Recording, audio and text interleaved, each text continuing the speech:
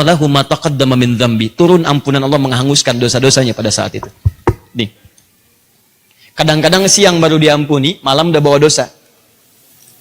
Ada yang seperti itu, baru puasa selesai dosa diampuni, baru selesai puasa udah menimbulkan dosa yang baru.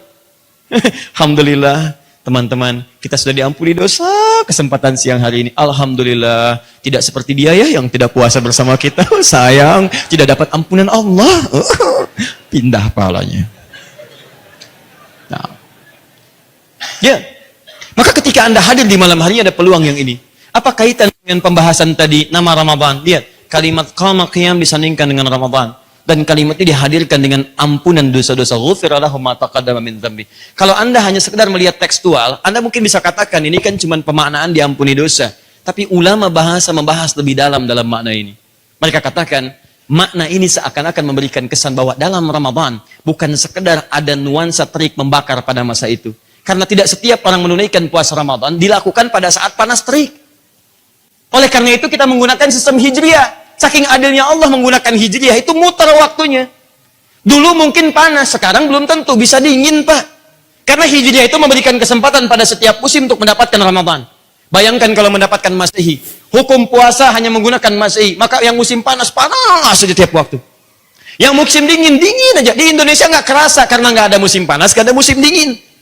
Tapi ketika Anda keluar, konsekuensinya banyak Pak. Musim panas di Arab disebut puasa ibadah. Subuhnya jam 4, maghribnya jam 8. Tapi waktu berputar, kadang semi, kadang musim gugur kharif, kadang masuk ke musim dingin. Begitu musim dingin disebut dengan puasa nikmat. Karena subuhnya jam 7, maghribnya jam 6. Muter. Sekarang orang bertanya, kalau disebut ini musim panas, kok ditunaikan pada musim dingin? Maka bagian kedua mengatakan, jangan lihat musimnya pada saat itu. Tapi ada makna yang ingin dilekatkan di dalamnya. Seperti Ramadan memiliki makna terik yang membakar, kalau Anda serius saat di bulan Ramadan, siang malam, bisa dibakar dosa-dosa Anda di hadapan Allah Subhanahu wa Ta'ala. Kalau Anda memohon ampunan dari. Paham? Jadi, dari sini kita bisa katakan, lewat hadis ini, bahwa Ramadan, di antara keistimewaannya, kenapa disebut dengan Ramadan? Ramadan memberikan peluang kepada kita menghadirkan ampunan setiap harinya, siang dan malam. 30 hari, kurang lebih. Karena itu kita bisa menolak yang mengatakan Ramadan dibagi 3 bagian. Pertengahannya rahmat, pertengahannya maghfirah, ujungnya pembebas dari neraka. Pernah dengar hadis itu? Ya, awal Ramadan rahmah, awsatuhu maghfirah, wa akhiruhu itqu minan nar. Awal Ramadan pertama adalah rahmat, pertengahannya ampunan. Di ampunan cuma di tengah-tengah. Ya, akhirnya pembebas dari neraka. Hadisnya hadis matruk. Matruk itu tingkat hadis kedua nomor buruk dalam ilmu hadis. Ditinggalkan, semi palsu namanya. Hadis semi palsu. Yang palsu disebut dengan maudhu' namanya. Matruk diriwayatkan oleh orang-orang yang diduga seringkali berdusta. Dustanya kadang tidak langsung, ngarang cerita macam-macam sehingga kadang-kadang nggak bisa dibedakan mana cerita, mana hadis. Yang terakhir maudhu'. Kalau yang maudhu' ini memang sudah berniat bikin hadis palsu. Dapatkan Ramadan, ada anugerah di dalamnya. Boleh jadi Allah ingin membebaskan kita dari semua kungkungan dosa-dosa kita. Jadi kalau ada orang di bulan Ramadan ini nggak diampuni dosanya, bukan saya yang katakan, malaikat langsung yang sampaikan. Dalam hadis riwayat Al-Hakim, dalam kitabnya Al-Mustadrak, Nabi akan naik ke atas mimbarnya dari tiga tahapan itu. 1, 2, 3. Sebelum naik ke atas mimbarnya, maka setiap bagian jejak yang pertama turun kalimat dari malaikat Jibril.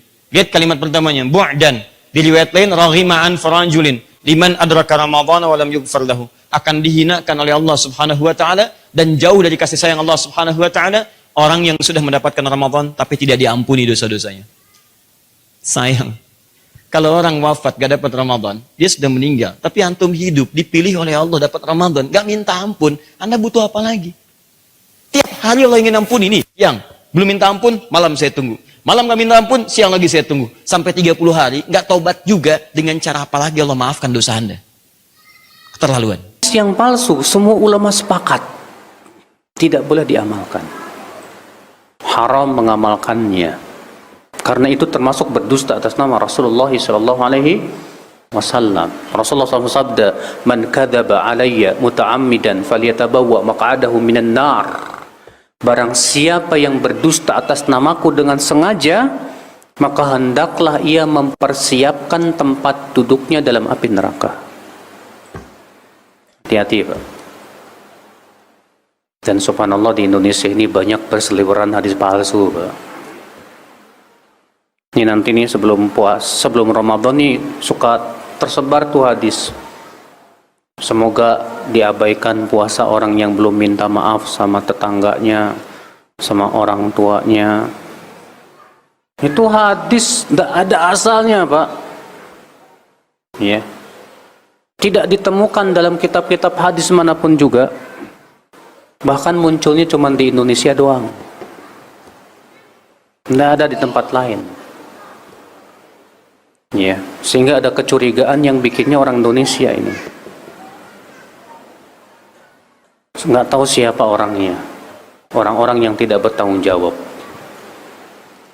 Dan anehnya tersebar, Pak. Tersebar, Masya Allah. Itu setiap Ramadan selalu datang lagi tuh hadis tuh. Datang lagi. Jadi syariat. Syariat apa? Maaf-maafan sebelum Ramadan. Sampai-sampai ada orang datang, maafin ya Pak ya, mau Ramadan loh. Baru ketemu sekarang, kamu salah apa? Minta maaf sama saya. Minta maaf itu kan kalau salah. Saudaraku sekalian, gara-gara apa rupanya? Hadis palsu itu tuh, Pak tuh. Iya. Contoh lagi hadis palsu apa lagi, Pak? Iya. Yang sering dibawakan oleh khotib-khotib Jumat. Malam yasbir biqada'i falyabhath rabban siwa'i. Siapa yang tidak sabar dengan ujian dariku, hendaklah ia mencari Tuhan selainku. Itu hadis palsu, Pak. Contoh lagi hadis palsu apa, Pak? Hadis keutamaan puasa Rajab. Dari tanggal 1, 2, 3, 4, 5 seterusnya. Itu di dalam sanadnya ada Abu Bakar Ar-Raqashi, dia kadzab, tukang berdusta. Iya. Tapi itu kemarin bulan Rajab tersebar tuh bu hadis, Pak. Ketika kita ngingetin, yang diingetinnya malah marah, ngambek. Iya. Padahal hadisnya palsu, Pak. Dan yang menyatakan palsu itu bukan saya, para ulama terdahulu sudah menyatakan demikian. Ibnul Jauzi dan yang lainnya. Ikhwata Islam, saudara-saudaraku sekalian. Subhanallah, di negeri kita ini peredaran hadis palsu itu mengerikan, Pak. Kenapa? Karena perhatian kita terhadap hadis lemah. Ya.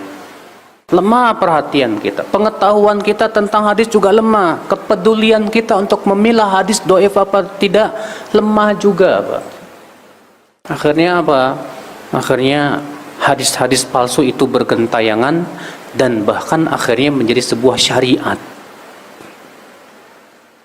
Sementara kan mengamalkan hadis palsu, seluruh ulama sepakat itu haram hukumnya, Pak. Nggak boleh. Baik, terima kasih.